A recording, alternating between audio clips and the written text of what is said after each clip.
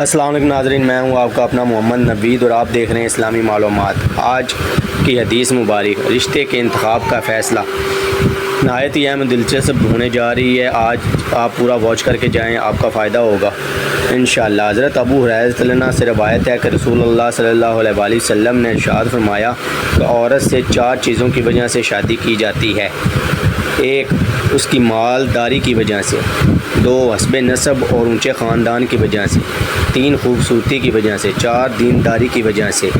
اور تم دیندار عورتوں کو ترجیح دے کر کامیابی حاصل کرو، اور اگر تم دینداری کو ترجیح نہ دو گے تو خیر خواہی اور بھلائی سے محروم ہو جاؤ گے۔